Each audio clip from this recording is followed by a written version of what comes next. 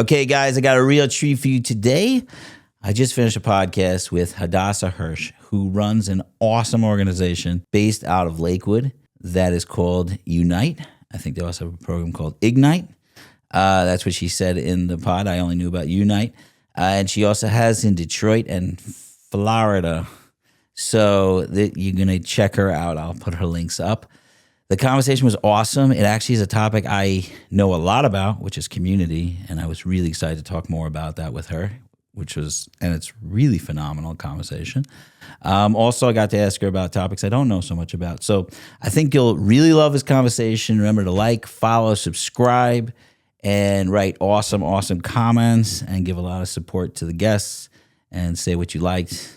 And if you say what you didn't like, add a little heart so I know it's coming from love. Anyway, love you. Enjoy.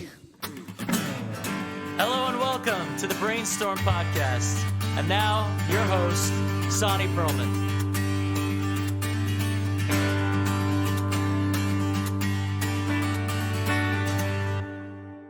We're live. Okay, Right. welcome. Thank you. Okay. I'm going to start. I do the intro afterwards, so I'm going to tell everybody who you are. So that'll be there. But the reason I really wanted to have you on is because I am in love with the idea of building communities, and especially communities for people who it's hard for them to have communities. Not because they're bad or anything's wrong with them. They just don't fit into the status quo of what the communities are. So that's what makes me very excited.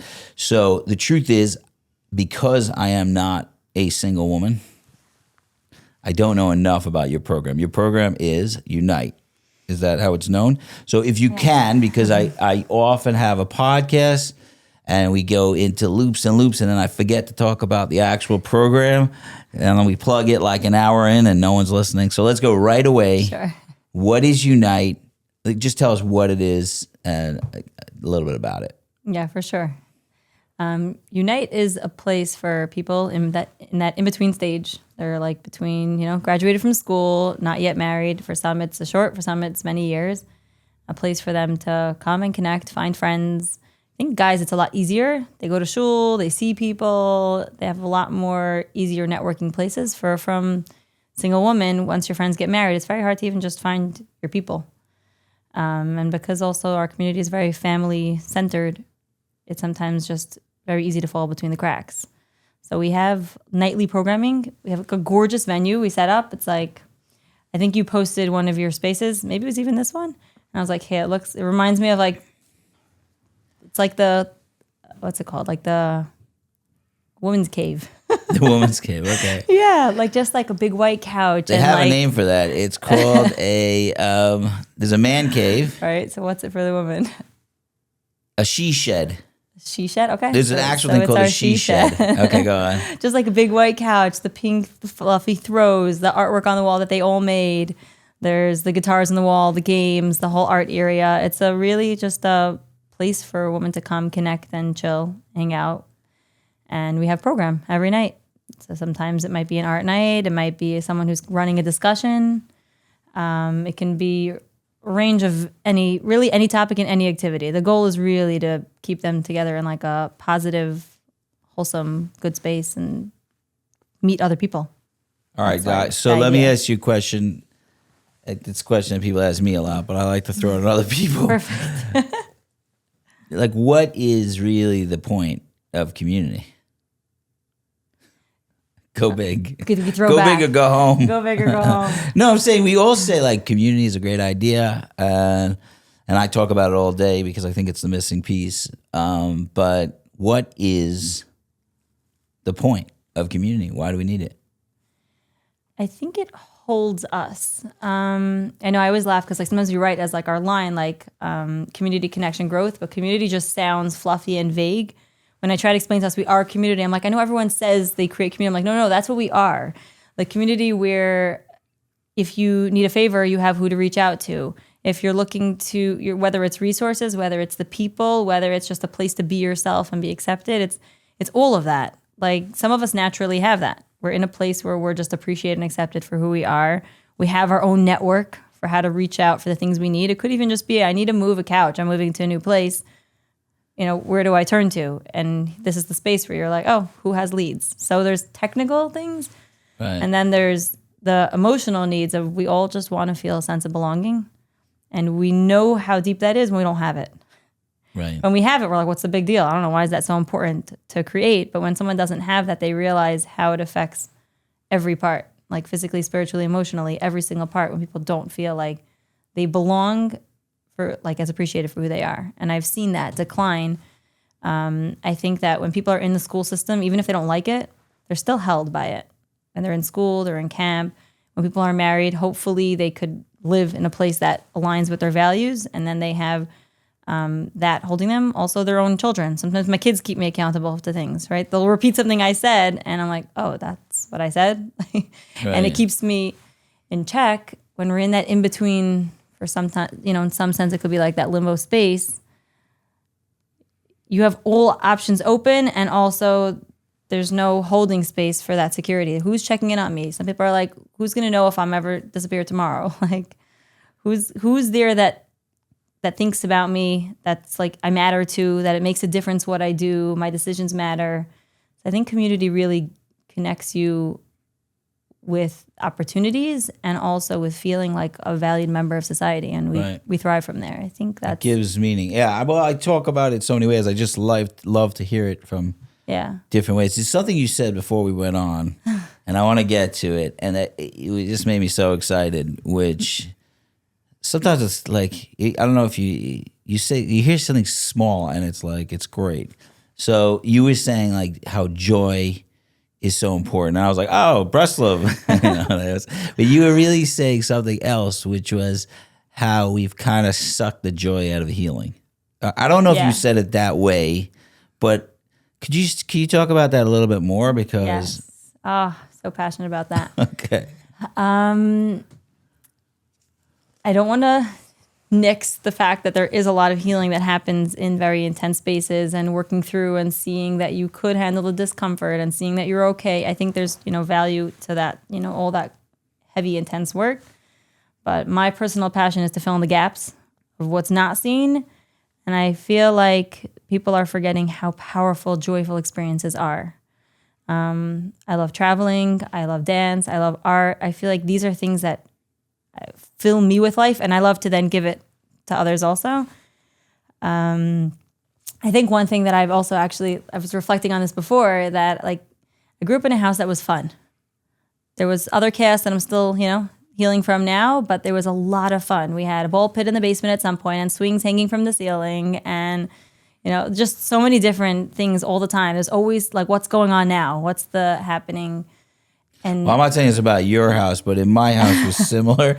And I don't remember who said this, but the first time I heard it, I loved it. But who took the fun out of dysfunction is one of my favorite lines. It's like, sometimes, I'm not saying your house, but in my house, there was a lot of stuff happening.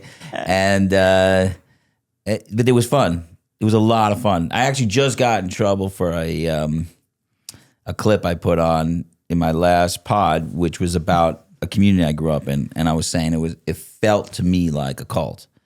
That was the feeling of it, but it didn't take away from the fact that there was a lot of fun, and there was, so you're saying it from the, it could be even from the negative side, but okay, so sorry. I know, I'm saying there was a lot of value there. It's just sometimes things could hold both ends, and we want to make it black or white. It was either all good or it was all harmful.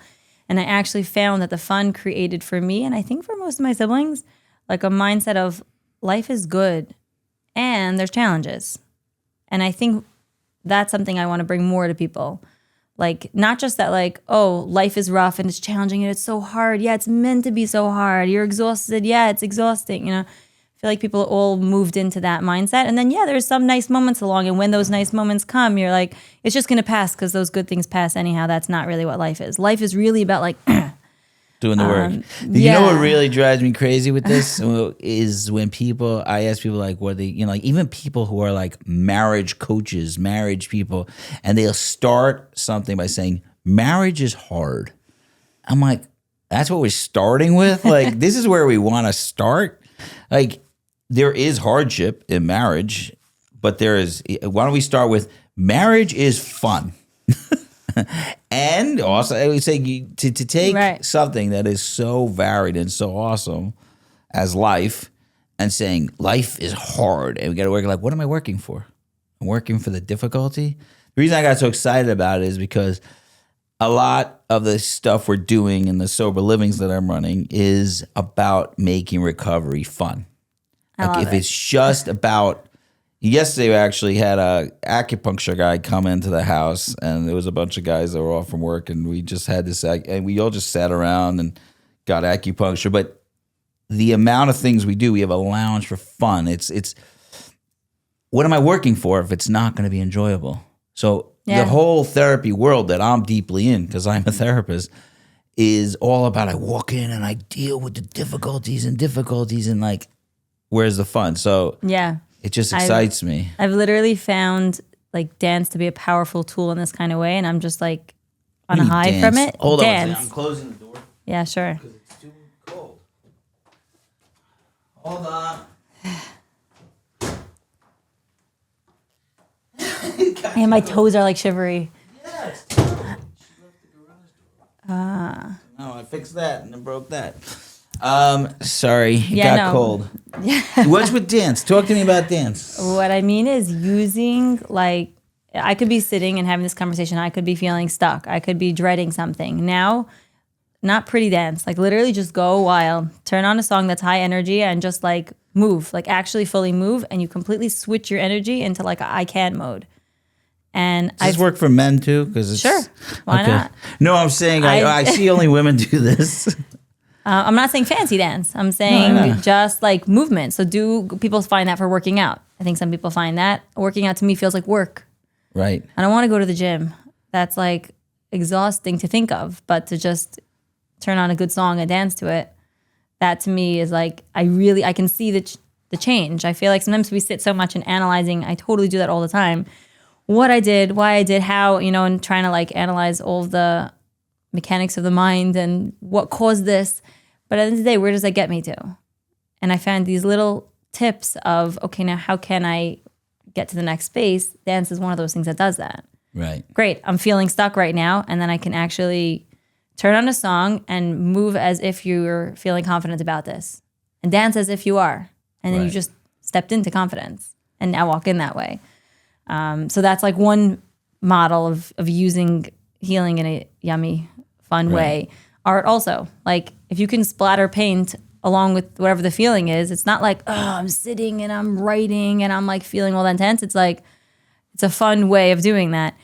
In Unite, we do tons of fun activities, and I personally think that's such a big value. I don't think any donors necessarily recognize how powerful that is.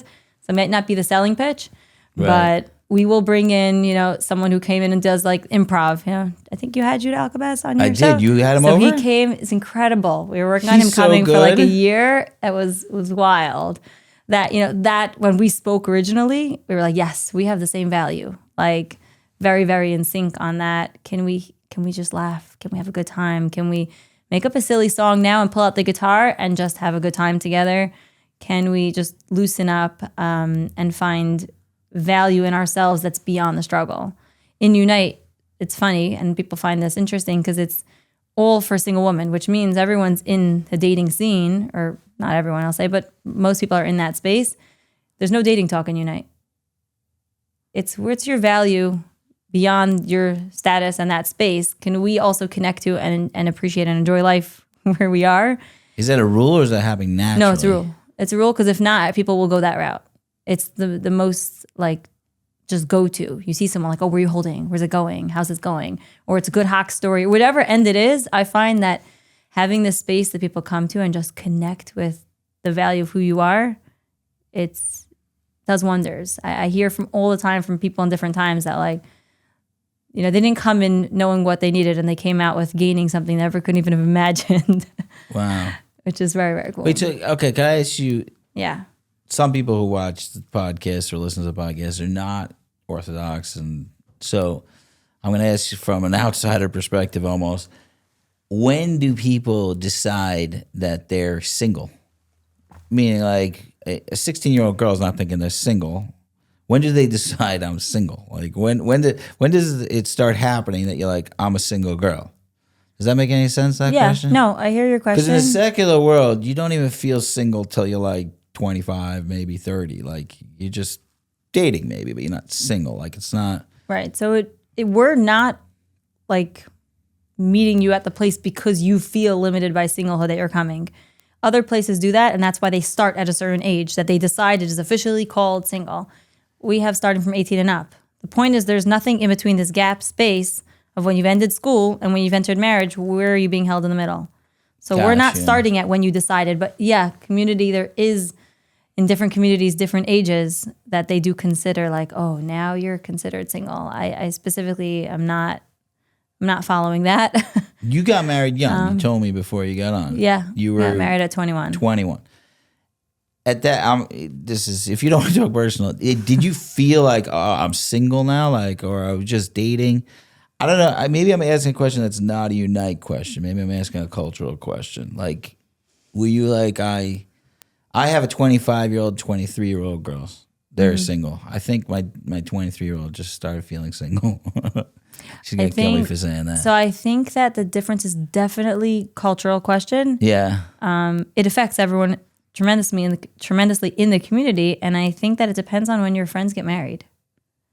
When your core group of friends are now married and they're in a different stage of life and they're very, very busy in that and they don't have that time and space for you, they don't connect you in the same way, that's when you feel single. So when people start getting married, so whenever people in your community, people in your community, when you feel like you're the odd one out. So in some communities, they might feel that way at 20. Some might feel that way at 23. Some might feel that way at 30. Like it really depends on. I think that's a very good community definition because I'm looking at my own daughters and both of them at the time that their friends are getting married, that's when it like becomes real. So the friends start getting married and it's different because they're kind of both in different communities. So they had a different experience with this. Yeah. Okay, but if you take an 18-year-old girl and you put her with a 27-year-old girl, like how do they connect on? That's why we have separate groups. Oh, do you? Yeah. Okay, tell me about that. We have a group that's called Ignite, and that's for 18 to 21. Okay. Then we have Unite, that's the main group we started with. It's 22 and up. And then we have Unite Plus, which is 28 and up. And we have Niche, which is for people who've been married before but don't have children. So single. 4 different groups? Yeah. Do they meet at different nights or they? Yeah. Almost every night we're running. So each group is meeting at a different night Yeah. and doing different things. Mm-hmm. Okay. I guess you guys already figured out the issue. I mean, we started with one group, and then as different needs kept coming up, I'm like, okay, I'll write that down. If there's enough people for that group, I'll let you know. And then at some point, that's when we opened up, one group. Then another group, someone said, I really want a group that's a little more, feels more mature for me, for my age and stage. Can we do that? So you can be 30 and be in the Unite group. Right. Some people chose to say, hey, I want a group that feels more mature. Maybe Nice. I have too much fun there. It doesn't work. I don't know. It's really more personality stage than I would say age. It's really people's just choice of. Wow. So, okay, so there is a thing that I was thinking about is that my sister-in-law, Elisheva Perlman, I don't know if you know her. Yeah. The name sounds An familiar. Ellis Group. She's like the plug in Ellis Group. She's a great marketer. She started Ornava with Rabbi Maybe Wallerstein. that's why it's familiar. And so I was very familiar with the work she was doing then because I was just really curious about it. But I did have a joke that I would say to her, which was like, because they were very focused on spiritual growth. And my joke was, the guys are going down spiritually and the girls are going up spiritually. You're making the divide. You're the shidduch problem. That's what I used to tell her. I don't know why I'm saying that joke because I thought it was hilarious. Because there was, guys are You're like, don't do work anymore. Just stop where could you are. Stay on stop that. having these girls be better? Like the guys are getting worse. I don't know if it's so. I don't know if it's true. There was a joke we say in our village. There's a little bit of joke in every joke. A little bit of joke in every joke. Basically, it's all truth. That's what we're saying. So. What I'm hearing, I'm hearing more a sense of community than necessarily like a mission to grow You haven't mentioned anything like with like classes and spiritual growth. Is there a focus on that, or it's more on the community, or both, or what is it? So my main goal, my main driving force for me is the community. That's more of the core place, like feeling a place of that joy and feeling that sense of community. Now that we have everyone coming here, okay, what are all the beautiful things that we can enrich your life with? So that's where every week we have couch convos, I call them. I'm not down for like a lecture or someone standing at the front of the room and talking to you for an hour. Now you listen and maybe take something in or not. I think we grow the most when we're involved in it. So it's a couch convo, and I guide the speakers to be interactive. And I don't bring in, the really high-paying speakers. I bring in anyone who I meet. I'm like, do you have something of passion to share? Like, come and share what you're passionate about. Like, I'm not a speaker. And I'm like, so said the last 10 people I brought. Right. And it's just people coming and sharing something they're passionate about in the group and opening it up as, discussions and places for growth, which I love. I think I always say, I tell them I hack the system because I get to benefit from all these things when I wouldn't really fit into the category here. But yeah, we have all kinds of topics. We'll bring in financial health. We'll bring in things about just self-development. We'll bring in spiritual things on spiritual topics. We'll bring in every single thing. It's really that like holistic view, I guess. Like, here's the fun activities. Here's the growth-oriented things. How do they find out about it? It's all word of mouth, or it's through? So in the beginning, I specifically started much more like hands-picked, because I wanted it to be a comfortable place that people felt like is normal, whatever normal is. Right. And I reached out to people and said, we want to start something, and I think you would be an awesome person to start it with. People would want to come if people like you are there. Can you come and join? Right. And then slowly over time, I started to spread the word more and more. At this point, I'm here. Every time we put something out a little more, each campaign we've done brought tons of awareness, more people that came, different times. I think at this point it's really a natural spread, but also me being open to realizing when is an opportunity of where I could bring more of that knowledge. I've had someone that came 2 years later that said, I wish I knew about this. You're a block away from me. And I didn't know you existed. And I was like, intentionally so. But at this point, we're ready to say, hi, we're here, Okay. I'm not afraid. I wanted roots before we opened up fully to everyone. Yeah. I mean, I have a lot of thoughts on this type of center because I ran our place for 25 years. So it's like, there's a lot of similarities. Everything you're saying, I'm like it's a lot of similarities. Like, been there, done that. Whether I knew before, I learned afterwards on the job. Yeah. Well, our place was like the first of any type of drop-in center in the Jewish community. Like, so there was everything we learned was brand new. Like, we just. That's very cool. It was very cool. There was no real way to like figure it out. We couldn't. There was stuff in the non-Jewish community, but I from what I saw, like drop-in centers, the Jewish community, with the amount of love they have, they do it really well. And like when I went to non-Jewish ones, I was not very impressed with what they did. So what we felt was like we were starting from scratch. So. Right.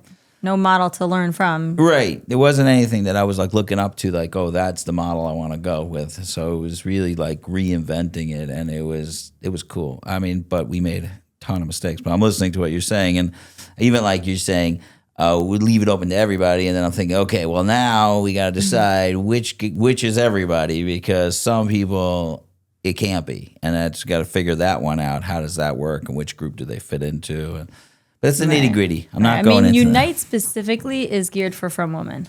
Right. Because I feel like there is no resources for frum women. I felt like that kid in class where I'm just trying to do my best and do what I'm supposed to do. And that kid who's making troubles, getting all these contests and extra pickle jars and I don't know, whatever they give out in school. And I'm like, here I am trying hard and there's no recognition. And I feel like that happens a lot. When you are showing up and you're doing what you're supposed to be doing, then no one sees that there's a need for something. When someone's very externally showing that they're struggling, people's eyes are opened and they step in more. There's no resources for the frum community because, oh, look, you got it together. You don't need anything. So that's where I just felt passionate to give. And I want to make the guidelines are all going to be built on what would make it comfortable for a frum girl to come. And it depends on the community. We're in Lakewood, so the guidelines might be a little more tighter. We have a branch in Florida and Detroit, and they might be a little bit different. And anyone else opening it wherever they do something like this, like do what works for your community. But that's that's something that I do feel passionate about. I want it available for everybody, but I want to make sure that a frum girl will feel comfortable coming because there is nothing else. This ad is for the women listening to this podcast. This company is called Wig Guru. It's wig-guru.com. They have the most innovative ways to deal with one of the worst issues of wigs, which is slipping back and it looking not in place. Women have a big issue with, not noticing when everybody could tell that it's a wig because it's slipping back. The amount of innovative products that Wig Guru have is phenomenal. They are customer-based. Many, many customers are reaching out and saying, could you make this product in this different way? And, I like this part, but I don't like this part. There are many, many different types of wig grips, including the trademarked and copyright pending Grip-A-Fix, original Grip-A-Fix, and as well as her wig glue, which is water soluble and is taking the internet by storm. So go over there, put in the code Brainstorm, and you will get 10% off.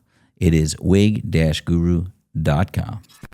It's such an important piece. I remember this, I had a group that I was taking, a couple guys that were dealing with, teenagers, they were dealing with getting sober and working on addiction stuff. And there was one guy who in the center, and I would take them out every Tuesday night to a dinner. And that was part of what we did together. And I remember one guy just standing by the door and going, I'll do drugs if I could come out to dinner. And that image is exactly what you're saying in a meme. Yes. It was, I see that in my eyes all the time. If you're a well-behaved person, what do you got? Yeah. I mean, if you did drugs, you got Our Village. It's an amazing center you could come to with tons of love. But what if I just want a community and I'm a well-behaved person? It's a very awesome thing. Yeah, can we hold us where we're at instead of having to wait for everyone to fall to now say, oh, we'll catch you. I mean, it's great that exists now. We need that. And we haven't always had that. But now can we take it to the next step and say, can we create schools and systems and programs that actually fill us with all the things that we need where we are? And we don't have to fall apart. So the part I'm sitting here and I'm talking to you and I am not getting is why the heck did you do this? I asked that nicer for the clip. Why did you, I don't understand. You got married at a decent age. You didn't feel the struggle. You're not a professional in the field. Why in the world would you make a place like this? I could ask myself that too. I am a giver and I am a teacher by nature. I do like to give. When I feel like I get something, I'm like, how can I give that to other people now? I love to be able to. Maybe we all naturally are like that. When we feel so full, we overflow. I don't know. No. No, not. I'm saying maybe naturally, meaning if we actually healed up all the holes in the cup, then as it fills, I think maybe we would all feel that space as our cup gets full and it goes. Yes. Okay, then I agree with you. Sometimes I'm in an experience and I'm like, I want to tell other people. I'm like, no, just stay in and stop and be in the present. Enjoy what it is now and stop thinking where it has to. So there's, that balance of sometimes also being able to be here and not just okay, now who do I want to tell about this? You're here somewhere, just enjoy. Be where you are also. Right. And then later we can decide. But you asked me why. It's such a specific thing that if you came in here and you were like, listen, I was single till I was 30. I became a social worker. I saw all these people struggling. This story makes a lot of sense. Yeah. I'm hearing a story of where did this come from? And you don't have to have an answer. Yeah. It's just the question that's in my head. Yeah. It didn't come from a single experience. That it did not come from. But understanding people and people's needs, that I definitely relate to. We've had an open house for Shabbos for many, many years, all the time. We just loved meeting new people, all kinds of people. And every Shabbos, it was around the table of everyone just getting to meet each other. And how did you get here? And who are you? And, the randomest concoctions of humans. And I just love that. I get a high from different people. And there were the people that we got to know more. And then we got to see different challenges or issues. And that's sort of where Unite specifically came up, was more from the people we got to know. And then as I've been doing it, I think I always say there's like the challenge of doing something that I didn't come from the experience. And there's also there's both ends to it. The challenge is that sometimes I need people to remind me, like, why are we doing this? Oh, okay. And I'll literally call someone up and it'll be like, hey, can you tell me, like, why, what does this mean to you? Why is it important? Okay, thanks, bye. Like, I need that reminder. But then not now anymore. I would say, like, now we're into our 5th year. At this point, I see the growth. I see the development. I see the value it's brought to people, that now I don't need to call anyone anymore. However, they gifted me this past year an album with, like, everyone wrote thank you cards. And every once in a while, I could just flip it open and, like, read one of those messages. And it's like, oh, They just gave that to you? Isn't that sweet? I was like, that's the best gift you could ever give. Guys, any drug addicts that I've helped in your lives, don't go over to my kid and say your father's name in my life. Make me an album. Yes. I'm like almost tearing up. They made you an album. Just Women cards. are so much better than men. I can't say. Hear this as a message. Sonny's waiting for a letter. Guys, send a postcard. Make this a clip. Get me a nice. I want an album of beautiful letters. Put your address in there. Once You'll in a even while, pay the postage. a guy will say thank you. It's nice. They'll do Right. usually like not facing you and like under their breath, like thank you, thank you. I'll be dead without you. But you can see it. You like see their lives. No, and you I can do see it. pieces. I do see it. It's just funny. It's just funny when I hear that. I'm like, that's such a beautiful thing, but why? You know. Yeah. I see it more now than I've ever seen before. I spent most of my years working with teenagers that when they got better, they left. Right. So it was a whole different world. Like I dealt with running drop-in centers. So they're there, and our goal is that they don't come back. Right. Meaning their goal is they go, we send them to Israel, we send them to programs, we get them married, and then they don't come back to the teenage drop-in center because they did well. If they're still there, it's not necessarily a good sign. Right. Your statistics are in who's not here. Right. So it was like, so that was what I used to. And now my focus is like people really healing kind of at the end of the journey, like after the drugs. And so now I get to see, like this past year we had, I think we're coming up to 12 marriages, and we have a bunch of kids that just came, and you know, like the community is just growing. That's gorgeous. I didn't see that before. Right. So to me, That's what I'm saying is now I don't need that reassurance anymore. I can see it. 'Cause you see I it. have that time now. I can see it. But in the beginning, there were times where like fundraising is terrible. Why am I doing this? Like, yeah. So what got me in? I think some naivety. I don't know fully what I was getting myself into. My husband's a real doer, so I think he made the initial push to make it happen. And then it was like, well, now here's the stage. Right. Like we went straight in from, I had an art group in my house Wednesday nights. And then once we started it as Unite, we rented a space. So if you're renting a space, I can't run a program once a week. That's not worth the money of the rental. We went straight in 3 nights a week. 3 nights a week means I need more staff. So we started off straight up that way. And I also wanted something that's going to exist beyond me. Like, what if I'm just not doing well at some point and I'm not up to running things and leading things? Maybe it's a pregnancy. Maybe it's just life. Like I have 4 little kids at home. I can't be dependent on one person or it can't survive. I want it to out-survive me. I see so many things are pop-up shops. You know, one day this support's open, one day it's gone. Like, oh, does this still exist? I want to be that we exist and it doesn't depend on me. So right away when we started, I worked in a camp that summer and we started literally right before Pesach. And I said, I don't care. We're not waiting till after. We're going to start and I'm gone. We started, was there for a little bit. And then the summer I was away and filled people in. And we're gonna start this way before we get in our comfort, cushy little place of it being me and I'm the face for everything. And You start delegating immediately. yeah, Oh. but I'm still learning that, and I'm still trying to like Took me navigate. 15 years, so. I you forced beat me. myself into it so that I don't become the default of me doing it. But even still, it's a learning point. Well, I said something funny. I was speaking to somebody who runs a program. I'll have him on. Maybe I'll mention then who it is. But he's really kind of a one-man show. Like, he's really running the show. And I was telling him, you got to get some staff. You got to, like, really, you know, because that's been something that I've been working on for a long. Like, I was telling him I have great staff. Like, the staff that I have is fantastic. And he's like, yeah. And I said, you know the best thing about having staff? You could die. He's like, what? I was like, I could die and my program will live. Yeah. Meaning it's not, I don't have to be here for it to happen. Right. I don't want to die.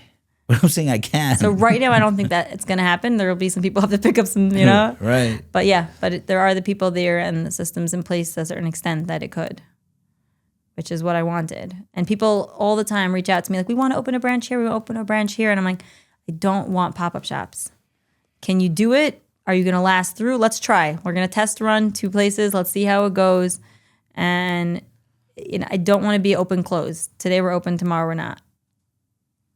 I gotta tell you, I'm a little jealous of something. I'm gonna get a little psychological right now. Go for it. I love that. Because most people that start programs, like it does make more sense, and there's a sense of desperation. They need to make it work for them to have value. I know that sounds Right. wild, but if anybody's built a program, it's like I was an addict, now I'm better. I gotta make a program, I gotta make it work, and I gotta fix lives. And if I don't, then, like, where's my value? So a lot of us are, and I believe that I was that early on. And there's such a beauty in you starting a program without that level of desperation. You're like, this is needed. And even the way you described it, my cup runneth over. Like, I'm full. I want to give. Right. It's almost like the question we ask God, like, why do you create this world? You got it all. What do you need this? Well, because the nature of good is to give, and that's what it is. We're giving more. So there's something, just the way you're talking with such, like, logic, like, I need to delegate. It literally took me 15 years to delegate. Like, I could do this way better than everybody else. I'm not delegating it. Like, we got to save lives. I don't know if you know how much of a blessing that is. And you mentioned this before, I'll bring it in this way, but you are... So many people have come to me and have said, like, I want to help, but what do I know? I don't know this type of thing. I don't know addiction. I don't know therapy. I don't know. I'm living my life, and they think that that's some sort of requirement to help people and to give and to add to this world and to make the world a better place. And you're someone who needs this like a luck in the cup. I don't know how to say it another way. You don't need it. Right. It's not needed. It's something that you want. It's almost like, I know you're saying, like, I don't want to be the poster woman of the program, but you're the poster woman of someone who is just choosing to help. There's no good reason. I can't come up with a reason for you. Another piece also that you were just bringing up also that I appreciate is I actually like that I don't have ABCs after my name. I almost feel like there's something of value of your life experience is something. Don't negate that, and that itself is an ABC. Like, that's enough of a reason. Someone might come and say, hey, I don't have legitimate backing. I just think I'd be really good at this. Well, if you would be really good at it, then find the way that you can give in that way. Everyone has the way that they could give. I'm such a big believer of people giving. I think that sometimes we're like, I want to wait till I'm full to be able to give. Giving also fills you. So find the areas that you could give, and that is part of the healing process. That's part of your feeling connected, of value, of meaning, of purpose. Like, it's very, very powerful. In Unite, like, we ask people when they sign up, like, what are ways that you would want to contribute to the community? And, someone might say, I want to cook dinners. One of the girls started, cooking dinners there. After that, she said she never realized, like, that nurturing part of her that she doesn't have a place for to be able to put into action in this stage of life. She felt like she was able to, like, put that all into her cooking. And it was everyone, like, the flocks that came in that night whenever she cooked, tons more people came because it was cooked with love. She made it. It was delicious, homemade food, way better than, restaurant takeout, no offense. And all the restaurants she ended up getting offended. Yeah, I'm sure, right? Yeah. They're still getting their business. They're fine. And she ended up creating a business afterwards, realizing, like, wait, I love doing this. And I love nurturing through food, which is not me at all. I actually hate cooking. I don't know. One day I'll figure out where that comes from. But you hate cooking? I hate cooking. Did you always hate cooking? I do. And we host for Shabbos tons. And I do the cooking because I love the hosting. But I don't love cooking. No, I really don't. But I love my guests. That's so interesting. No, I'll tell you why I'm thinking this is interesting, because you mentioned before that you kind of love crafting, which is like you were talking about, I don't know, art and cutting out and destroying books. Destroying books. She cuts up books. That's what she told me. I almost died. No, but because someone said the other day that cooking is an art. And I was like, I don't think it's an art. It's a craft. That's how, because I started cooking by accident at my house. It wasn't on purpose. I don't like cooking. Now I like cooking. But my wife started a business, and I was like being nice, helping out. Let me do Shabbos, and then it was let me do Shabbos. Now it's I shop and cook Shabbos every single week. That's, I call that the Paro move. Paro helped the Jews when we were slaves, and then all of a sudden he disappeared. And I was like, wait. And then we were doing it. So I'm the slave in this situation. I did it as a kid. I didn't want to take on a job that now you'll know I'm capable, and then you're going to hold me to doing it. I'm going to. So that's what I'm asking. Do you not like the cooking, or you don't like that you have to cook? That I have to. It's a chore. Okay. Straight up a chore. Yeah. That's just a long way to ask the question, but that's really what I was asking. Because someone who likes crafting would like cooking. It's just the fact that I have to cook probably becomes like, what is this hellish experience of cooking? I feel like I'm doing it because I'm romantic. So it's your form of giving. So to me, it's like my wife gets to have a little bit more time, and she needs to get her business, whatever, and it's blowing up. So she really needs to be busy with it. And here I am doing something. It's like another form of getting flowers. Like I'm cooking. I don't do flowers either. What do you mean you don't like flowers? No, I don't appreciate flowers. If someone gives you flowers? Yeah, no. My husband's never bought flowers. I don't appreciate them. Why? You don't like, they don't think they're pretty? I know, I just think they're a waste. Could I tell you they die. I don't know. Like it's so temporary. I don't know. Give me a gift card to Home Goods. I'll buy some cute little tchotchkes like you have on the wall, and those are so fun. I think that's why flowers are romantic. And food. We eat it and it's gone. Thank you.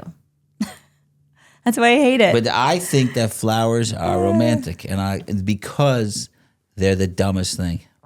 I actually, before I was married, I was dating a girl, and as a kid, I would say date. It wasn't shidduch dating, whatever. And I was the boyfriend, and I was like, flowers are so dumb. So I bought her a cactus.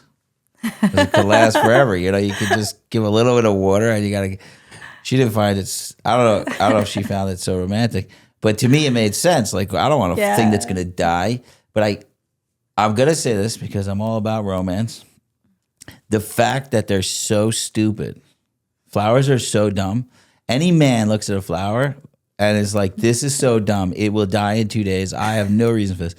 The reason I think it's romantic is that I just want you to have something pretty. It's not because it's for any practice. There's not a vacuum that you get to keep or a tchotchke. I just want you to know I'm thinking of you, and it's going to die. Like, this is only for one purpose, to let you know I care. I just find that I think I've got won over by flowers, even though I think they're so dumb. But I think it's beautiful to just, here's something beautiful. It's dying. Not for your you. greatest, they say your greatest strengths, your greatest weakness, and vice versa. So I guess I am very practical, logical over emotion. Okay. Currently date. So that's why I can come in and run it and start it with those systems in place. And then, and the same thing also where I think that's pretty much where it comes from. It's, it's a gift because I can run things without the emotion running the show. Right. But there's room for growth. More presence, more just be here. Who cares if it dies? It was I thought of you. Yeah. That's nice. Yeah. I know I got over it. I don't like buying the magazines. My wife wants the Ami and Mishpacha magazines. So I don't do magazines. I don't like it because they don't have women on them. I'm a feminist. So I actually feel like, this is actually due to upbringing, but magazines, we never had magazines growing up because we read articles and we read things as if they're fact when they're just someone else's opinion. Like, I feel like podcasts, you see clearly it's someone else's opinion and you choose what to take, and it's clear because you see the person behind it. When you see printed in black and white, there's something about it that just makes us think it's fact. Maybe as adults, we learn, take the good, leave the bad, that filtering system. But you're just seeing people's opinions and now adopting them as if they are. And so I think I grew up with that. I don't think I know I did. Like, to be more of an independent thinker and not to be boxed in by that. And I feel the same way. My magazines are literally, I ask neighbors who has magazines that I can cut up. I never even read them. I don't never have magazines. Do you read books? Yeah, I read books The sometimes. same problem happens in books. Yeah. I think it's almost worse Yes. because books are written with a lot of intention to like make you believe what's happening inside them. Magazines, you just try and get out of the way. Yeah, you're right. There is definitely more intention. However, magazines, they're quicker to just put some random person, just their article on. Like they're quicker to put pieces that don't necessarily have as much backing to it. You grew up in a big family? You grew up in Lakewood? I grew up in Lakewood, one of 8. One of 8. To the world, that's It all a big depends family. what community you're in, if that's big or I'm small. also from one of 8. I'm also one of 8. But you're saying that you grew up, your family was like more open-minded in this sense? Like, I don't know. Yeah. So, Yeah. Family was pretty open-minded, which everyone's like, "What? You're from Lakewood?" In camp, we always had that. Wherever we went with the Lakewood girls, everyone's like, "Oh, we thought like there's a hill, there's a yeshiva, and everyone lives around the hill, and everything's connected to that." It's not. It's not the same. It's not. It never was that. don't But think it it did ever was. start off as more people who were there were connected to the yeshiva. At this point, I don't know numbers, but it's massive. I mean, and then if you count all the surrounding neighborhoods, which are considered Lakewood, even if they call themselves something else, right. it's much bigger and diverse. But yeah, people still are surprised that I grew up here and have more of that open-mindedness.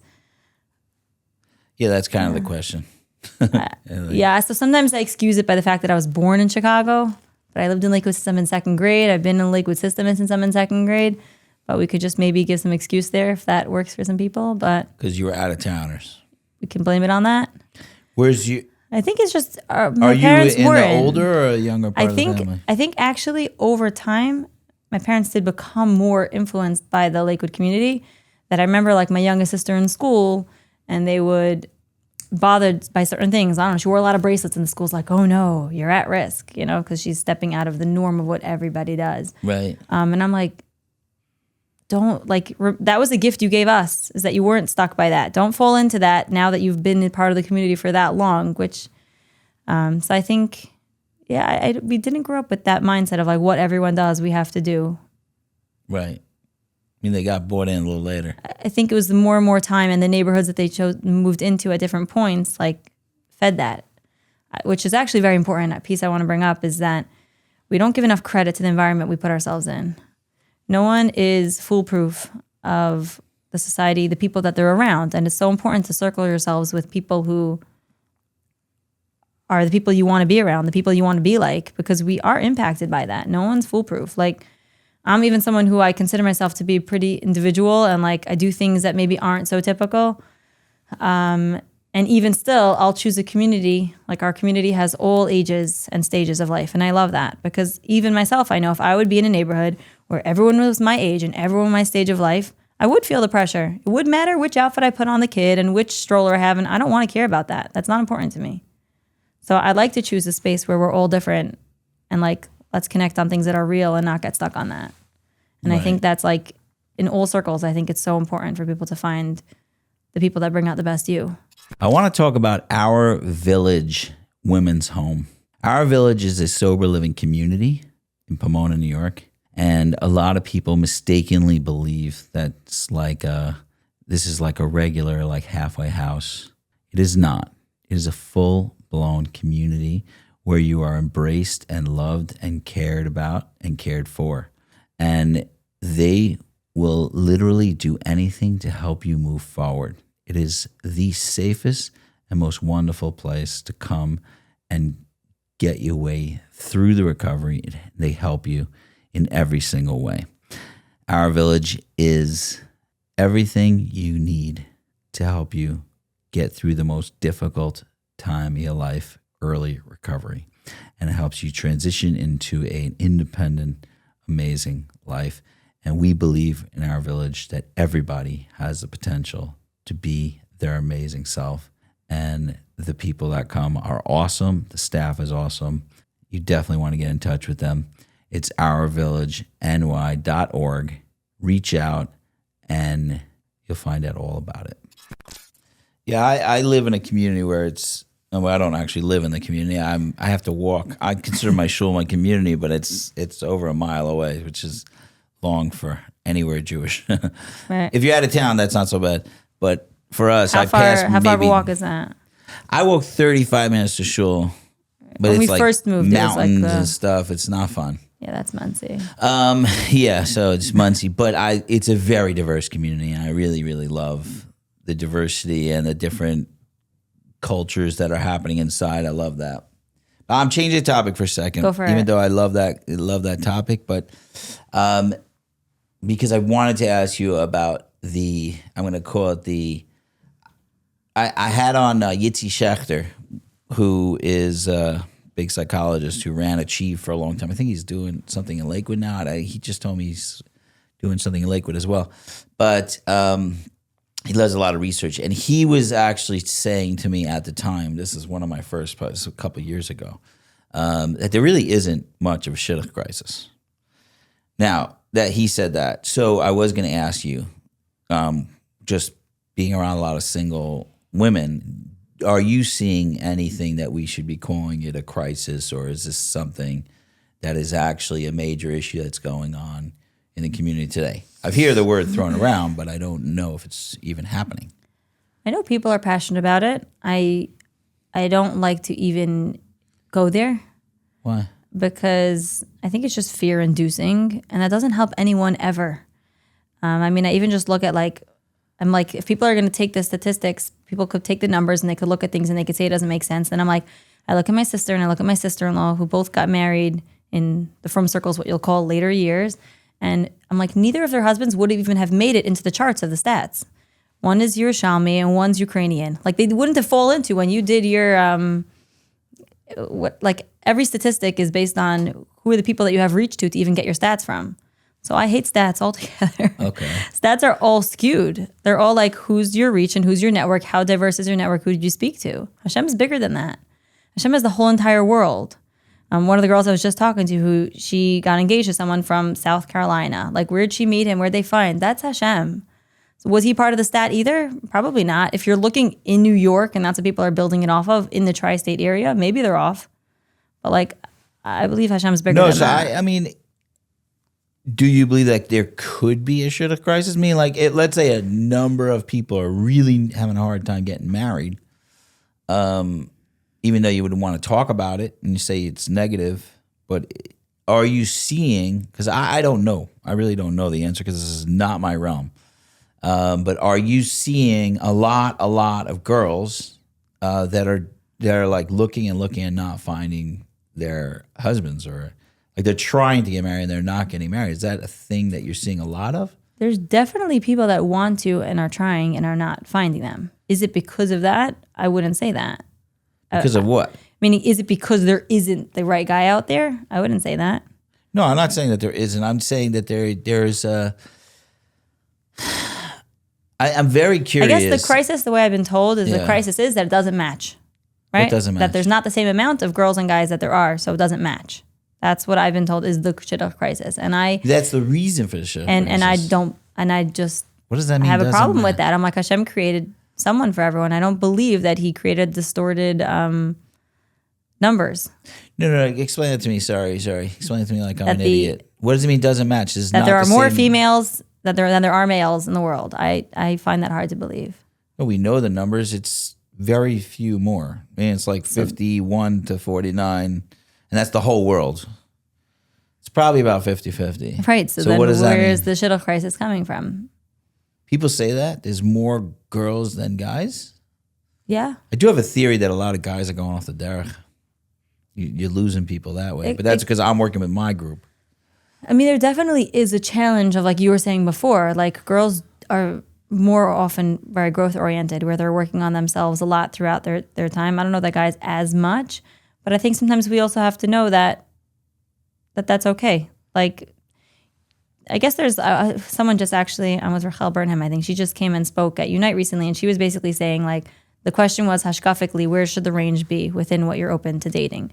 She's like, at the end of the day, you're making decisions for life. You do have to be on the same page, but she's like, what's your floor and what's your ceiling? Like, know what your range is within that. So there is some open-mindedness to what's still in the range of my same value. We don't have to look exactly the same. And I think people shouldn't necessarily expect the men to be on the same emotional intelligence capacity right now. Yeah, some of that comes along from marriage. Right. You might have developed that over time, and you're looking for a good person, and you're looking for a quality person, and that exists.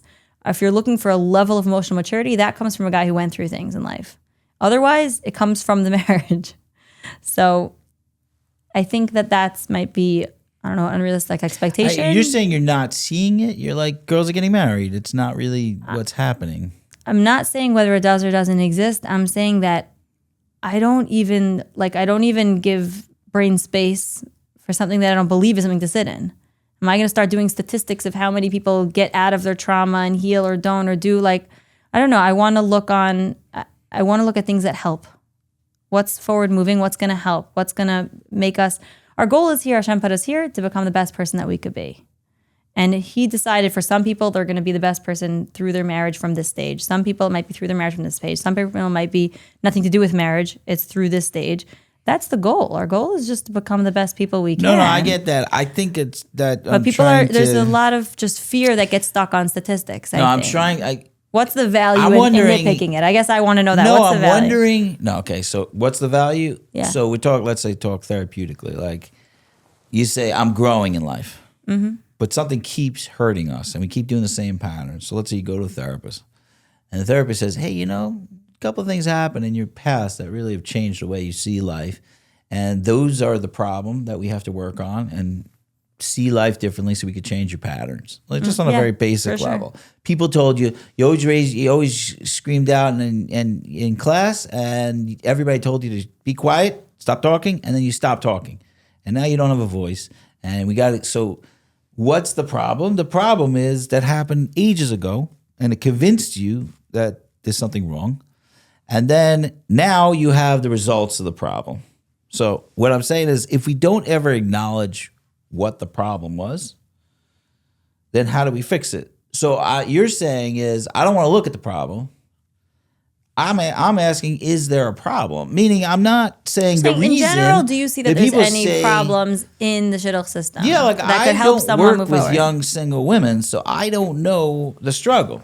I know my two daughters. I know some other, their friends. I don't. My contact with the single world is not. But my curiosity is there? Everybody yelling about the shidduch crisis. Is there a crisis? I'm not asking about what the problem is. That might be the follow-up question. What do you think maybe the problem is, if there is a problem? Yitzi Schechter was saying, statistically, there's no problem. Meaning a small percentage of population always has a difficult time getting married. Right, in every population, always. I guess what I'm separating is the crisis from now what are solutions to any issues that you could see in this stage.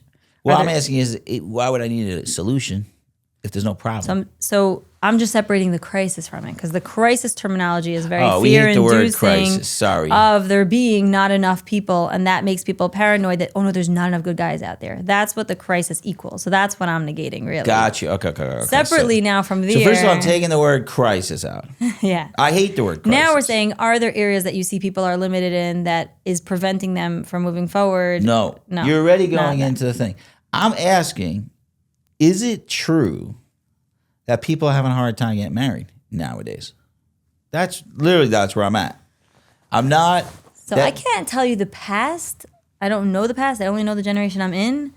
But one thing that I do know that I just know of from the past is that there wasn't so much awareness altogether, and there wasn't so much even people realizing they could have says, they could have values. There's an I that exists. It's just this is what we do, and life is terrible, and it's just hard, and deal with it. And that's like a model that our greats lived through with a lot of things. And it was, it helped them get through some really hard times. Right. But they also dealt with a lot of things. Meaning, I don't know if they dealt with it. They lived through a lot of things and didn't know there was even an option of saying, oh, you could have a better tomorrow. That concept didn't exist. Nowadays, I think we're gifted that, like, right then, let's say you lived in your shtetl, and this was your shtetl, whether you like it or not. Some of you might have a beautiful shtetl that held you and embraced you and supported you. And some people might have lived in a really chaotic place and they had no out, and there was no out. There was no options. Now we live in a place where I say sometimes like the healing is there's so much because everything's an option. Sometimes it's overwhelming. It's like, what is the right thing for you? Because the East and the West and the North and the South have all met now and we're all connected. So it's unlimited, the resources. Sometimes it feels too much and overwhelming. But I think that there's that piece. Like then they just took this is the goal, this is the mission, the end. I think we're internalizing things more of understanding the nuances of growth. That's the next like level up of the next generation. And Hashem's saying, no, let's refine our model. Let's work on ourselves. Let's understand the depth of what we could come to. And that might take a hit on other things. Because, yeah, if you just marry the person that your mother said you should marry, your father said you should marry, and then divorce is not ever an option, it doesn't matter what's going on, and then you must have children, you must always have children, and you could never, have an opinion about that, and now keep going, whether you're surviving or not, just keep going, and that's just the way you live for generation to generation. We're looking at a very different picture now. Yeah. Looking at a lot more weirdness. I say if I would have started dating now at this age, call me picky, I would be. Yeah, I got married, call it young and dumb, and we worked through life then. Now I would come in with a lot of awareness of, oh, this behavior equals this. Oh, that's what that's going to look like. Oh, this is a part of that. And one isn't right or wrong, but there's definitely, like I said, the goal is really that we're just meant to grow. And yeah, are there different challenges we have today than we used to? Yeah, but I don't know that challenge was pretty. Yeah. No, a lot of the things that I'm working on in general is trying to figure out how to preserve the good stuff of the past and get rid of the bad stuff. And preserve the good stuff of the now and get rid of the bad stuff. Yes, yes. Right? I love it, yeah. Because we're like, the past sucked, so let's get rid of that. And you're like, but they had community. They did depend on each other. They all had grandparents living in their houses. There was a sense of urgency that we need each other, which is a very special thing. And then there was like all this misery, like bad marriages and stuff, and no one could do anything. I got rid of that. But now the present has all these other issues that got to go. But I don't want to get rid of anything else. Like the way you're talking about, like I could do self-determination. I could live a life where I actually feel joy with my husband, and I don't have to. Like just live with whatever garbage I get. Like you're talking about we're like a Mashiach generation. We have all the options, so that leaves also to opening pitfalls, but we have all the options. We can really create the gorgeous life of saying, oh, I learned from that model of that community. Oh, I learned from that resilience. Oh, I learned from that, and I can pull it together, and I could actually, if my community's not working, I could move. Oh, if this job, set up for me, this career I was going in isn't working, I could switch. Like we have a lot of potential. We actually just did an event. It was like a recent passion project of mine, is literally what you're saying. It was called Rooted in Resilience. And it was like an ancestral dive of like all of us looking into our ancestry. What was the resilience that they have that we could hold on to and keep with us? Like, let's not just look at all the things that didn't work. Like, look at the challenges they went through and look at the strength they had. You know that they gifted us with that strength today. We're now living, and sometimes we feel so isolated, like the only unit on the planet. Do you know how many thousands of humans, like I didn't come in the first century, like how many thousands of humans' decisions came about, and fortitude and desire to continue in the world and fight through whatever they went through, and life was difficult for everybody, because that's the human experience also, right? That to make me be here in existence today. And along that way, all the gifts they gave me. Like when my great-grandmother plowed through and she, survived the Holocaust, the strength that she had, she gifted that to me. That strength that she had to pick up and to make a life and to keep going, she gifted that to me. Like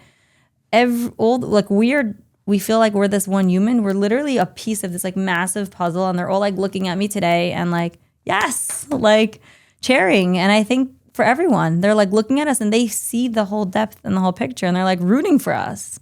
And I think there's a power in connecting to our past, knowing the parts that we can disregard and knowing the gifts we could like own and feel like we're part of something bigger.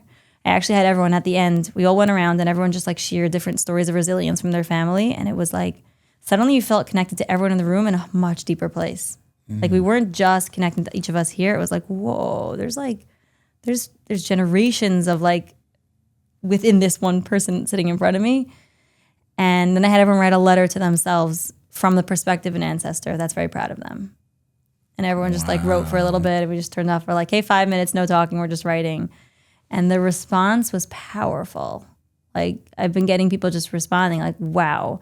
I've gone to like this, my grandparents' kibbutz with my parents all the time, but I never really even connected to it. I was just doing my chesed, bringing my parents there. Suddenly it was like, wait, there's that gift that my grandmother gave me. And I think it's powerful. I feel like our generation, we might have lost some of that. When we're so excited with the new age where we can make our choices, we forgot what the gifts are that we've been given. So yeah, that's a recent passion project of mine. That's really so special. the fun thing about Unite is I now have this platform of all these open ears and yummy people that whenever I'm passionate about something, it's like, hi guys, here's the next on the table. Wait, so you just did that in a one-night session? Yeah, one night. And one person brought in the candlesticks from her grandmother. One person brought in some pictures, and everyone just went around and just shared these fascinating stories. I want to do this with my guys. Yeah, do it. Go for it. You're gonna have to tell me afterwards how you like. No, We need a part 2. That's what we left off with. We're gonna continue this. No, because I especially also the women, it would definitely benefit. The women's home would definitely benefit from that even more. I think I don't know why, for some reason it sounds like women would benefit for that. Women have a sense of tradition in them that men, like it's harder for men. I feel like men are very powerful about the here and now. Like I'm conquering. Like it's not. But I think 3/4 of the people in the room did not feel connected before. Okay, and maybe it's natural they should, but maybe we've moved away from that. They moved away. No, one of the things while you're talking about not the shidduch crisis. There was no shidduch crisis. And the challenges that come with shidduchim and first of all, I hate the dating. name because there's certain words that people put on, and like the field that I'm in, crisis is a big word. It's a good word for like fundraising, but in my organization, there is no word crisis. We have the word emergency, but nothing's a crisis. So a guy could be doing crazy stuff you can't even imagine, and everybody else is seeing it as a crisis. I'm like, this took 10 years to happen. Might take 10 years to unhappen. There's no crisis here. And if you deal with it like it's a crisis, you're going to make a lot of mistakes. So I hate the word crisis. There are emergencies. And I say there's no such thing as crisis. There are emergencies, and we call Hatzalah for emergencies. Right. Like we're not Hatzalah. Like get them to the hospital immediately for emergency. Right. Everything else is not a hospital. We got it. We're calmly looking at it. So I'm 100% and like unafraid of that. Because crisis is the panic that says, I can't deal with this. Right. And you're just like, we can. So I like almost regret asking you the question the way I asked it to you because I hate the word myself. But no, I didn't have another word for it. What I really like about the fact that women have the ability to choose today and they have the ability to like live, their lives the way they should and pursue happiness and pursue the life they want is that it's really putting the men's feet to the fire. Like you need to perform. Yes. Like I got people like Jordan Peterson who's out there saying, you have a problem with life? Well, stand up. You're a man. Stand up and be the man that a woman will choose. Because that is how it's always been through all of our history is that men rise to the occasion of a woman choosing them. The women decide how this world works. People don't realize that. But if you say, I'm only going to marry a guy if you raise up. That's why the best guys you're going to meet are married men because they're trying to be the greatest man for their wife. I'm constantly, like I say it out loud so it sounds funny, but I'm constantly trying to get my wife to choose me. Right. Like, can you just please choose me? Like, I want to be the guy that you choose. And like, I'm 26 years into marriage, but I'm still trying to get her to like me. That's my goal. I feel like gifted that at this stage of life, I'll literally turn to my husband and I'll say like, I would choose you again today. Like, it's not just that I chose you and I married, and so now this is our trajectory of life. It's like I would choose you today. Like I'm so like grateful. Like I feel really blessed. Right, and he's being the best man he could. Yeah, because he wants you to choose him. So I'm saying what I'm liking about this, what everybody's calling the crisis, and you're saying it's a Mashiach energy, which it seems to be, is that the men have to copy. We have to come along.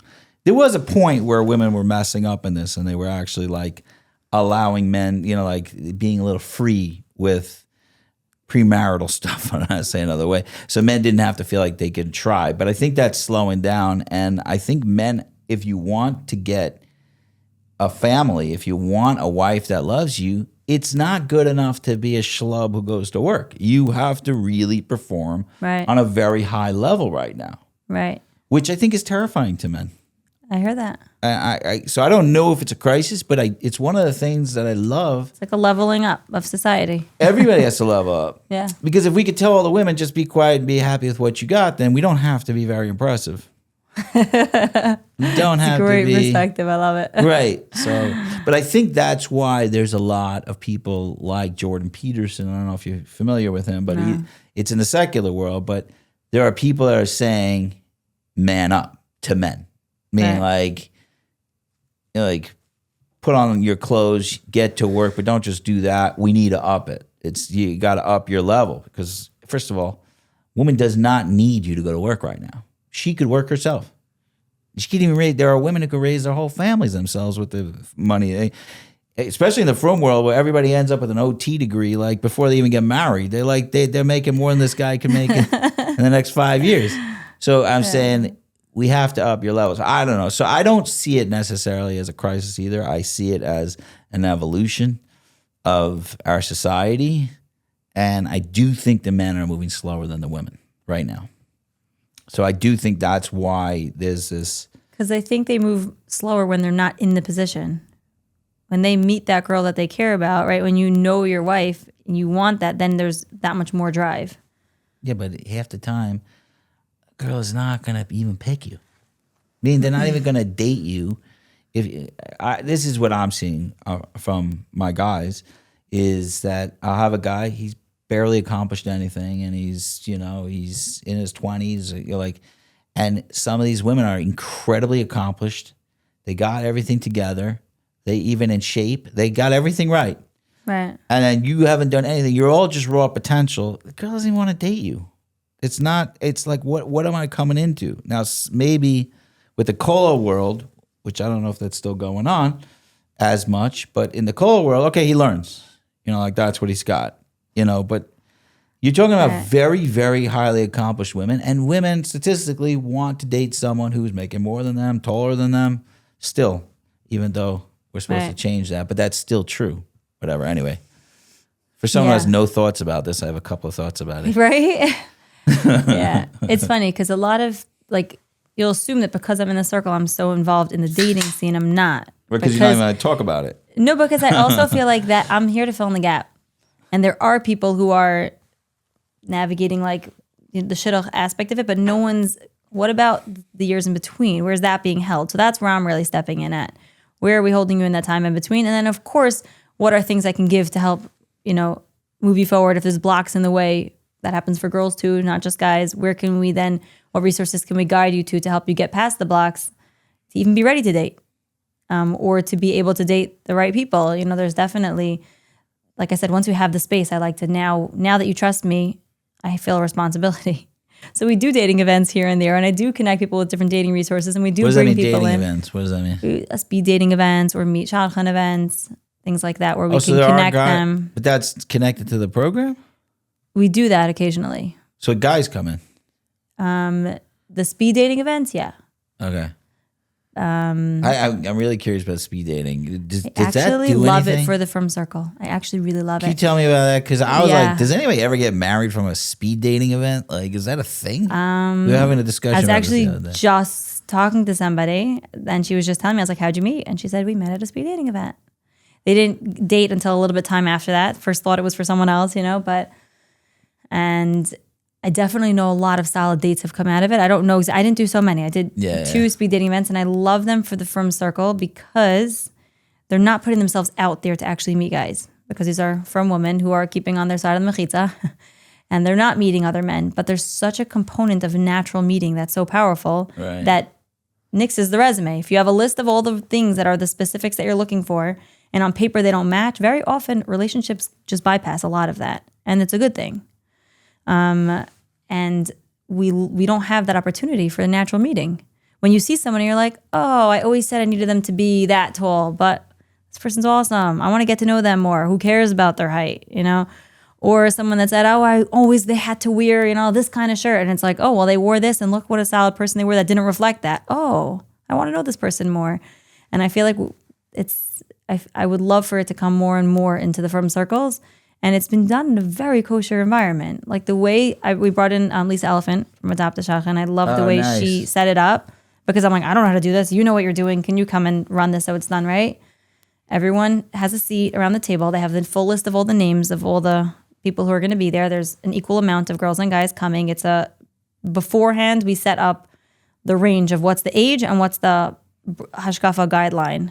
So like, let's say people who are looking for, from working guy, let's say, between this age and this age. So everyone who fits in that category, either that kind of guy or that kind of girl is looking for that, are all coming. So already you narrowed in. You're in the room with 20 people, 20 potential men or women, whichever gender you're coming. And you're just spending a few minutes with each one. And very often those few minutes is enough to just know if I want to get to know them more. Okay. And I think it's really powerful. We had a lot of dates that came out of it. I don't follow up because it's not even me. She has her database and it continues with her. Right. But there have been a lot of dates that came out of even just those 2 events that we've done. And even that's sometimes hopeful. Sometimes people walk in the room and they feel this feeling because everyone makes this crisis terrifying. And you walk in and you're like, oh, wait, look, there's a room full of great people. Oh, people do exist. Because they stay on their own side, like I said, in the frum circle, so they don't see. So when they hear this fear, they have nothing to counter the fear. Because they're not meeting guys anywhere to know that, oh, wait, there are guys. If you go to a non-religious dating event, there's a lot of guys, there's a lot of girls there. You see both. And you're like, maybe I didn't want that one, but there's options. Right. When you're in the frum circle, all you hear is the fear and you don't actually see the opposite. So you walk in the room and you're like, oh, look, there's a whole bunch of guys. Yeah, that's fine. Oh, that was very powerful, even that. I think every wedding should have a speed dating event at it. Lisa started that. Yeah? She started a thing where after you can call her up and they bring in shadchanim for right after the chuppah because everyone's dressed their best. They're just the best. Chances are, if they were a match, their friends might be a good match. You're working in the same personality circle, type. Yeah. You can have them come Wait, down. that's what they're doing? I mean, I don't know people who are I actually always calling said and this in making my it head, happen. thinking it was... Whoever calls and makes it happen, but they have like a term for it, I think. But it's after the chuppah when they're doing their, yichur pictures, whatever. Everyone else is Right. sitting at the meal in that beginning time to come and meet in the chuppah room. And they have shad chindir and they have like a little meet and mingle. Everyone's dressed their best, same circles. And there's a shad chindir to share if you're like, I would think they should just want... do a straight up speed dating event. Like you just walk in, speed dating, let's go. So I've never been to one. I would love for it to be more popular because I totally agree it's such a good idea. But yeah, thank you, That's Lisa, so for cool. being such a pioneer. What? Thank you, Lisa, for being such a Yeah, pioneer. Lisa's doing a great job. Oh, Yeah. I should have Lisa on. Go for it. Okay, I should ask her. Okay, I will ask her. I did not think about it because I do want to know more about this topic. I've arrived at the topic because my daughters are of age. So like I'm here, so I don't know anything about it. It's brand new to me. Okay, so question. First of all, how long has this program been open, Unite? We're coming on our 5th year. 5th year. So here, what has there been anything that really surprised you? You don't strike me as someone who gets very surprised. I don't. No, you surprise. You sound like someone who really thinks things through. They for sure have. Nothing's coming to mind, but even just like stories, people can think like their story is so unique. I don't know. I don't know. Maybe I just know a lot. I don't know. Okay. There's not really so much that's like, yeah, that's a crazy story. I mean, it is crazy, but not that like it's crazy that I like couldn't believe it existed or happened. I think I'm talking about like on an organizational crazy situations that happen like, at organizational level. Like things like, wow, I didn't see that coming. Fundraising is crazy. Not Fundraising's a crazy. surprise. It's just it's miserable, but it's what we got to do when we believe in something. That's crazy. Yeah. And the fact that I do it is crazy. I would do anything but pick up the phone and call a random person that I have no idea who they are to see if they're interested in our cause. Do you do that now? Yeah, I do that if I have to. Yes. How do people?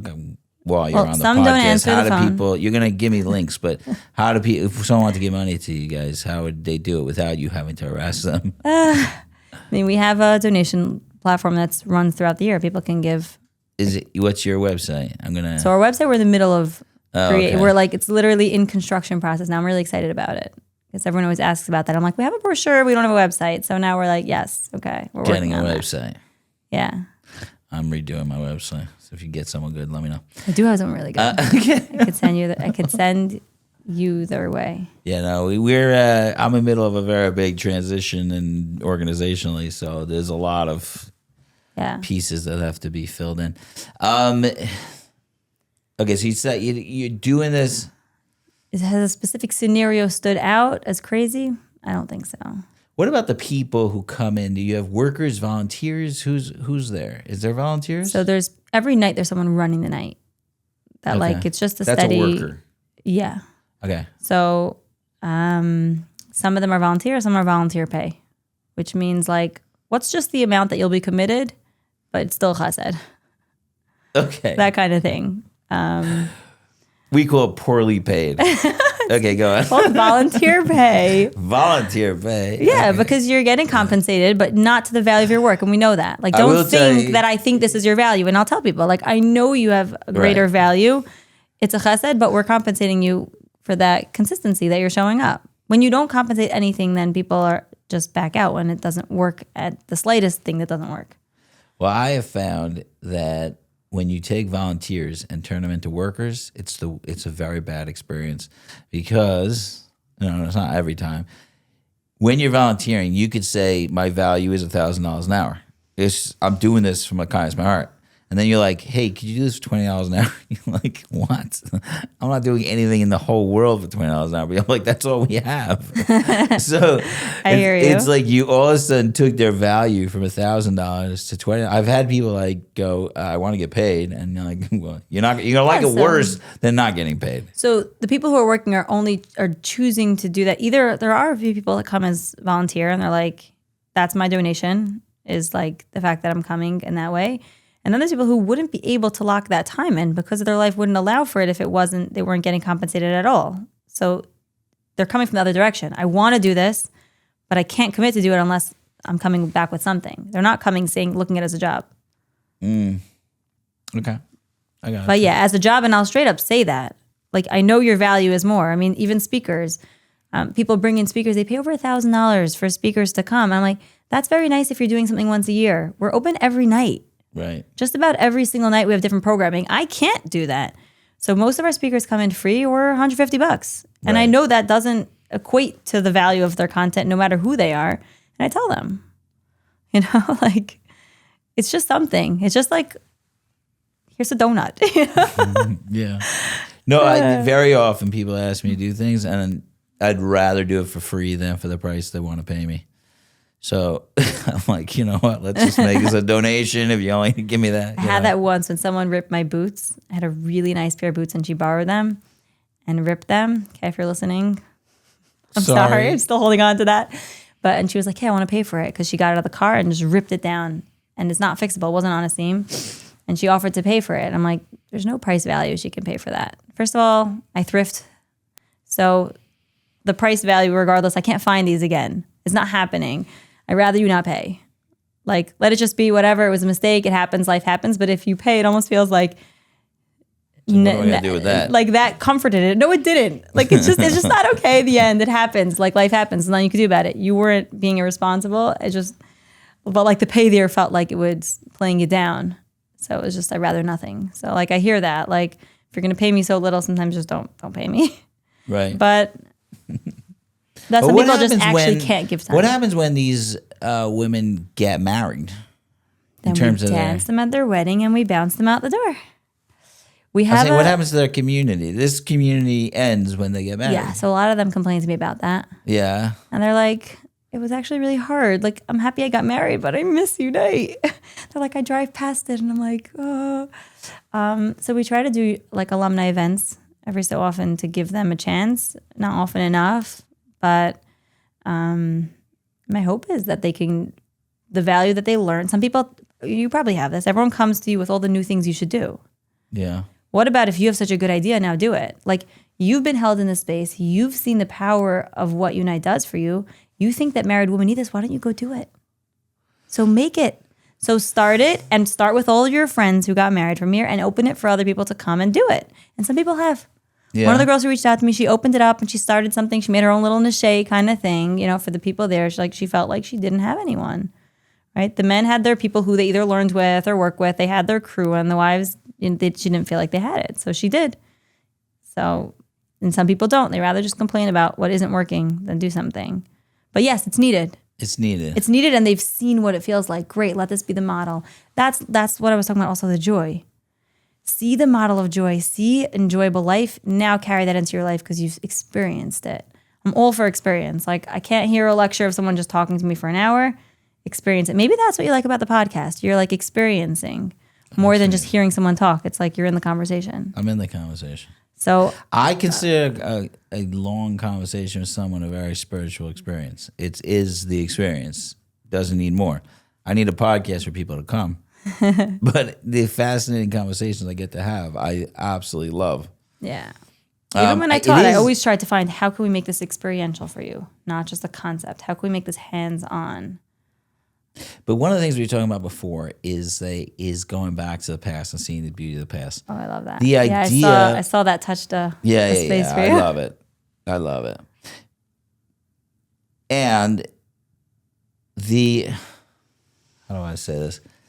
There's something very odd about these communities we're building.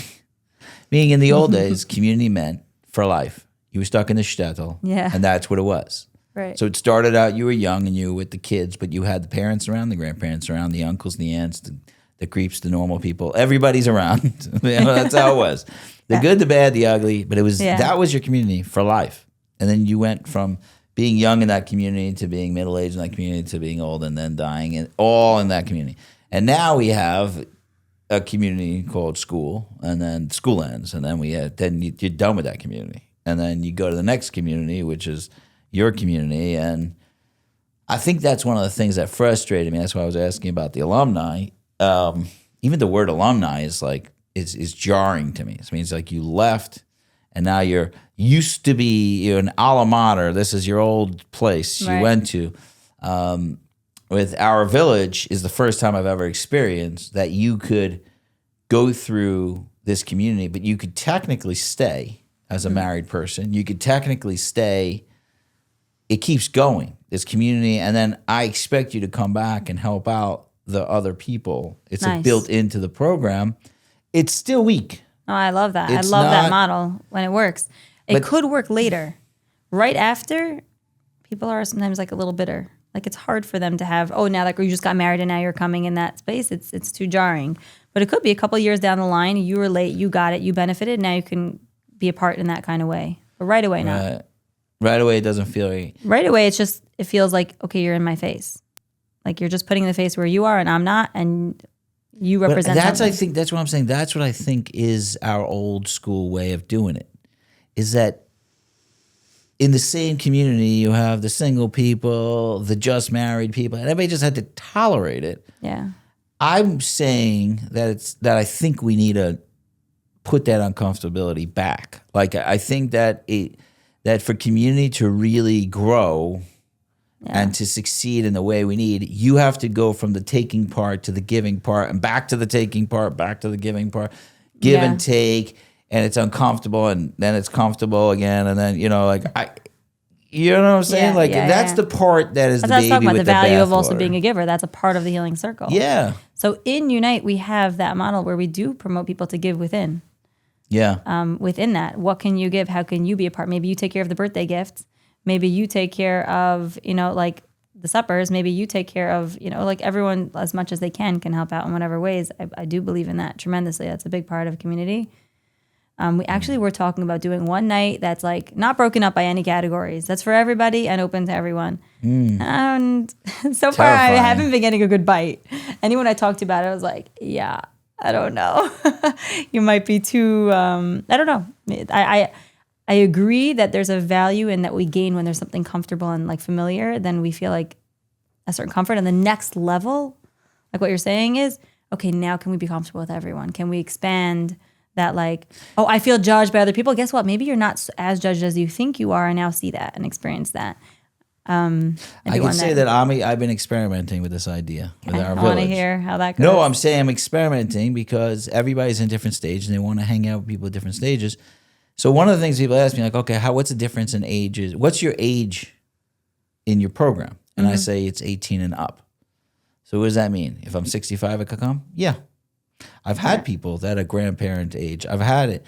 I love it. I love it. Now, why do I love it? Because the genuine community is every single age. Yeah. And I get a guy who's 65. He's going to be the father or the grandfather role of someone else in the program who's 18. It seems weird, but that's how life is. Even in our families growing up as kids, like you have the 18-year-old and the 2-year-old, and they're having to connect with each other. They're not in the same thing. So I'm experimenting with it because I realize one of the modern things we have is we're splitting everybody up into these categories. One of the things that disturbs me more than anything is just the idea that there's no grandparents in the house anymore. Like when I grew up, it was already ending, but a lot of people had a grandparent in the house.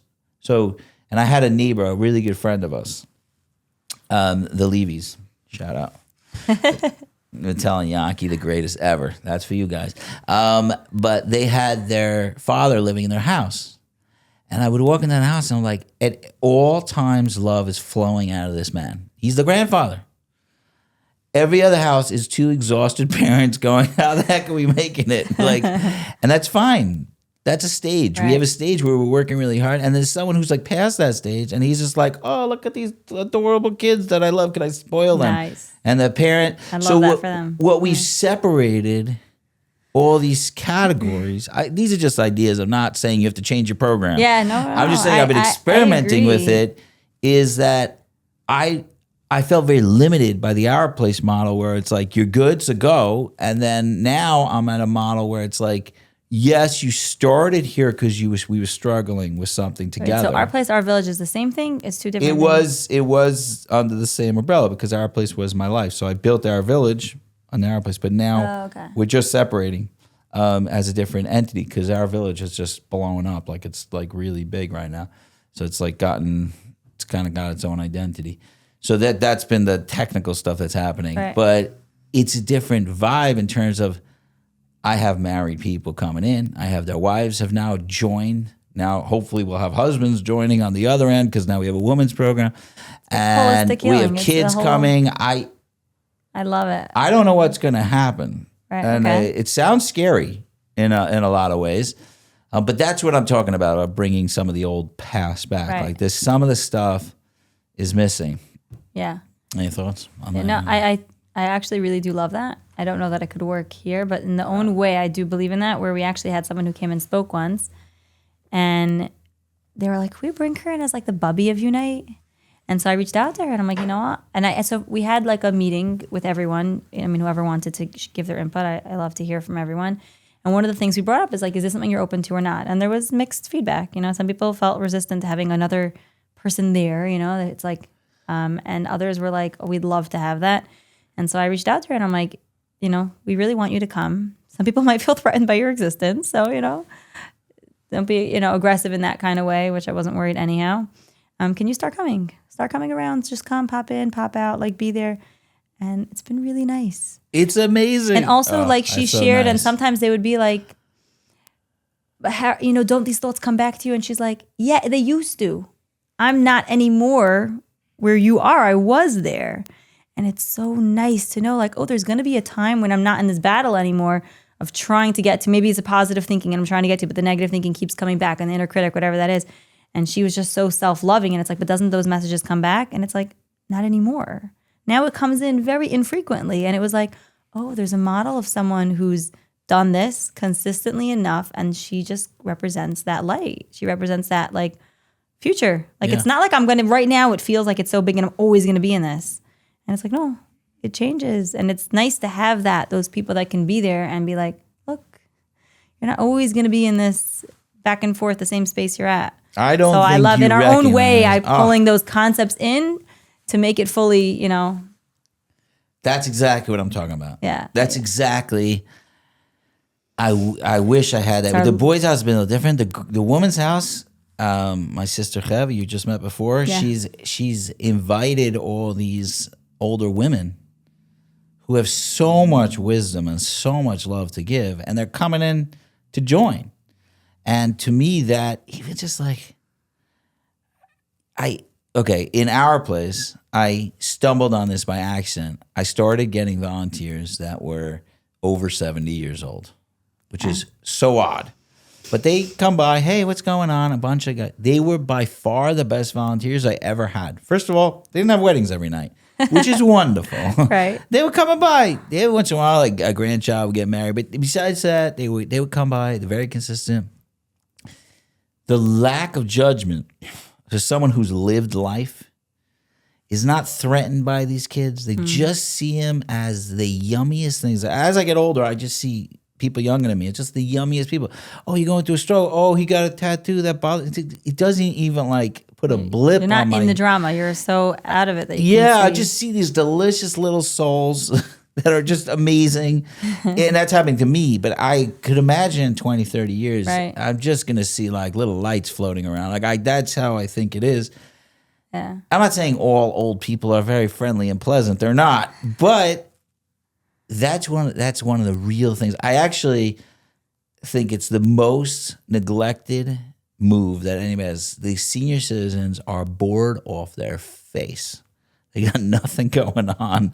They're going to their own community centers. Yeah. We should be using their stuff and bringing them together. Bring them together one night. Maybe you could do it one day. Whatever. I'm just giving you ideas. Great idea. I didn't mean to give you ideas. Okay. All I'm asking ideas you- we got, Okay. open You to- have any burning desires, things you want to talk about that we didn't talk about? Not off the cuff. I don't think so. I think we covered a We lot. covered a lot. Okay, so let me ask you the rooftop question. I know you don't have the attention span to listen to my entire podcast, but at the end I've of been every told. podcast, have you made it through any podcasts? No. I have. Listen All to your right. magician one. The That was magician very one. fascinating. And was it on his? You mentioned that really cool video that then I had to go search up and find and had a hard time. What was the Kumari video? or something like that. Kumari? That I was like, I need to find this one. That was very. Did you find it? I did. Thank you. How That was great was fascinating. that movie? That's fascinating. Messes up your brain a little bit. Kumare, look it up. Yeah. Okay, rooftop question. You standing on top of the rooftops, yelling something to the world. What's your rooftop yell to the world? The whole world's listening. What do you got to say? What do I gotta say? I think that the yourself in 20 years is not even the greatest you could imagine. Explain it a little You more. in 20 years from now, like right now, if you could imagine what's my best me, it could be even better than that. Like you can't even imagine how good that you could be. And just like be excited. Excited. Yeah. Like sometimes we're just so in where we're at and we could only then see the next step. We can see like, oh, I'm so stuck in this way. I want to not be stuck in that way. We just see to the next piece. But like, it's way, way, way bigger than that. And it's exciting. I love your positive attitude. No, there's so many things I got out of this conversation. You bring a lightness that, like I said before, the people who start this, sometimes the intensity is just very intense. And they're like, we got a problem, we have to fix it. And you don't have that, which is wonderful because that energy must be coming out everywhere in the program. Like in terms of like, we're just doing something beautiful I together. remember when we first made a board and I was like, yeah, the reason we have a board is so that if I'm doing a lousy job, you kick me out. And they look at me like I'm crazy. Like you're starting this that way. I'm like, yes. Like if we're here for people, it's not about me and it can't be about me. And even if egotistical thoughts come up at some point, then we have to recognize for what it is. And now what? Like, Right. yeah, Well, thank you. It's very nice because it seems to be coming from a place of want, not a place from need. And I really love that. Thank you. And just that I think a lot of people could learn from the ideas of everybody could do this. Like not everybody. You need to be a special person. You are a special person for doing this. But you don't need the ABCs, you said? Yeah. I got to refer to it as ABCs. I have a lot of ABCs after Yeah, a lot of my name. ABCs. Nobody knows. I actually hide them. It's funny. I have like, people ask me, are you a therapist? I have several ABCs after my name. And I am proud that I did the work, but I don't show anybody. Why not? But I don't know, because I like being human, and it feels weird to like say like I am something. Because of Yeah, it's weird. It's weird. I find it weird. I don't know. I maybe have to spend some time on that, figuring it fully out. But I think it makes me different then, and I don't like to be different then. Yeah, I was telling my husband on the way, and I'm like, I'm actually grateful that I don't have any ABCs, because then it's just like there's more, like you're saying in a way, like there's just that humanness of like there's human experience, and that's valid and that's big, and what do you have to give? You don't need an external force saying, yes, you got this. You are now valid to be able to do whatever you think that you're good at doing. Right. Of course, there's a value to getting training if you're going in certain It things. I'm was not awesome. negating that. There's a value I really to that. love the learning. I thought I was going when I did school, because I hated school as a kid. When I went to all my advanced learnings, college and graduate school and some other things like postgraduate and stuff like that, I fell in love. there's an enormous amount of learning to be done. Yeah. And I will say graduate school is about half of the classes were amazing. The other half were dismal and Waste terrible. of time. Total waste of time. But I wish I was always in school. Like I really wish I was always in school, getting tons of letters. I wouldn't show anybody any of the letters, but I would get them all. Just keep going. There's so much I want to learn, and school really focuses. I learn a lot just from reading and whatever, but I love that it was so focused. Like you need to really write papers on this, and it wasn't easy. I did school with all my kids, and I had a full-time job, and it was not easy. But I'm really proud that I did it. So it's weird that I don't want to show the letters because it's like, right. In a way, it's like you worked hard for that. I worked really hard for these letters. Yeah. But then you said you don't want to be seen as anything more than like equal.